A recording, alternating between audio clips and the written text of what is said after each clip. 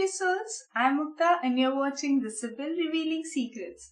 Today we'll be discussing the Wheel of Fortune card. And as usual, I expect you to first meditate with the card, jot down your rough points as to what according to you the card means, and then watch this video. So I hope you've done that, and so let's begin.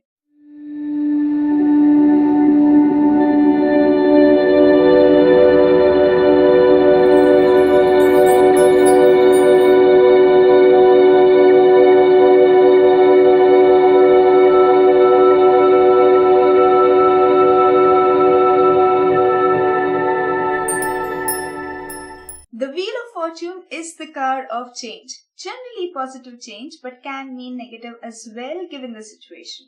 This change is more often than not quite unpredicted or unexpected, and hence it can take you by surprise. It is also a card of growth, rewards, benefits, happiness. This card expects you to be flexible because some or the other change is on your way. You need to be on the tip of your toe and be alert, be kind of calm down for the changes that are coming in to be able to respond and not react to them. This is also a card of destiny, cycle, can also very well relate to karma, which is why a lot of people think that it is always best to go with the flow when this card appears, because you are just playing your small part in the whole destiny, in the whole system and plan of the universe. This card also tells us that everything is interconnected. And even a small act that we do, a small deed or a small word that we say has its own ripple effects, which affects others, to which they respond or react in a certain manner, which will create its own other ripple effect. And going on in that way, it gets back at us. So kind of very much similar to what karma as well believes, which is why it is said that the message behind the card is very similar to the principle of karma. I personally take the meaning of the Wheel of Fortune as change again, but an ongoing change. So this is a change that is a process of life, it's a part and parcel of life. So a kid getting into a teenage or a teenager then becoming an adult, or whatever the course of action generally is, or however the flow of events generally go, that is going to happen. There is no stagnancy around. Even if you're really happy on the top of the world and you want this moment to last forever, it's not going to happen. And even if you are really very trodden down, depressed, you don't want to live this moment, you have to live this moment, but it's not gonna be there forever. You are going to walk past it. So whatever the current situation is not going to last. Although because it's the Wheel of Fortune, it is generally taken as a positive sign, so a good change is normally expected. I'm not saying that your current situation is going to totally destroy. It is going to be there, but it is going to go to its next stage. So for example, if the question is about someone's business, then if the business is at its gestation period, then it's going to grow and get into its introduction period. If it's at introduction period, then it's going to get it at maturity. Things like that. The next step is about to come. If it is a love relationship question, then the closeness or the understanding between the couple is going to grow. They'll get to know each other better. They'll get to fulfill each other's expectations better. And if the question is about spirituality, then again some growth is there in the future. The person might come across some other way that can bring them closer to their spiritual goal, or they can get deeper into their current path as well. Either of the two can be the case. Now let's look at the symbolisms of the Rider-Waite-Smith. Now let's look at the symbolisms of the Wheel of Fortune card from the Rider-Waite-Smith deck. Over here, we are able to see a wheel in the center, which is obviously the Wheel of Fortune, and it is guarded a lot. You are able to see a Sphinx over here that's guarding the wheel directly. Nobody knows what's there in the future, how the change is going to unfold, but the Sphinx is able to see everything that's going on, but is sitting there silently, not telling about it to anybody or not even reacting to what the Sphinx is getting to know. Although the Sphinx is not the only guard of the Wheel of Fortune, there are 4 other guards as well. We have a fairy, an eagle, a winged goat, and a winged lion. So it kind of tells us that it is something that cannot be messed around with or manipulated. You You cannot just reach to the wheel of fortune and try to do some tricks to bring your required or your favorable change in the future. And obviously, you cannot even stop the wheel of fortune because of these guts. So this kind of tells us that change is inevitable, it is necessary, and it is going to happen. Nobody can try to manipulate or mess around with it. Although all these gods are reading some of the other books, so these change happen for a reason. There is a plan behind it, there's a reason behind it. They are doing it in a knowledgeable way, in a intellectual or a good way. They are not just blindly bringing any change here and there. They're ensuring that everything that happens according to a set way of working, according to a set morale or principles. Another interpretation of why they are reading books can also be that they are really into the books and not trying to see what's going on or what's going to come in the future, what changes are in its way.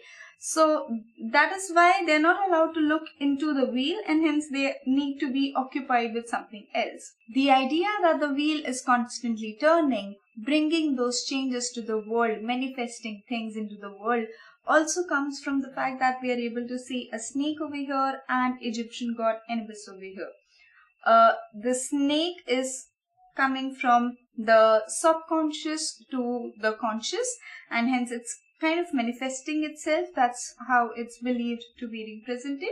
And over here, the Egyptian god Anubis is the god that shows the path to the souls of the dead. So this kind of tells us that the cycle of life continuously goes on, and death is also a factor in this life cycle.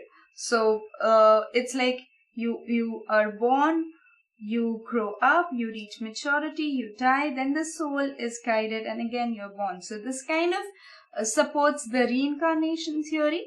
And we are able to see 3 circles in this wheel: the center circle, the middle circle, and the outer circle.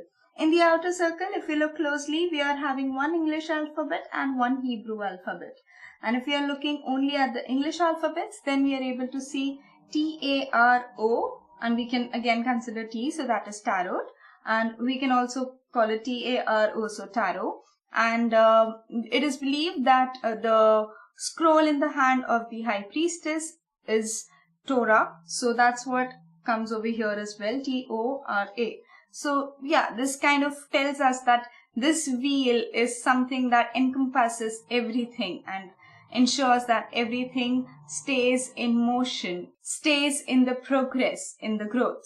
These 3 circles that we just talked about are also believed to be representatives. The center one is the creative force, the middle one is the formative power, and the outer one is the materialistic world.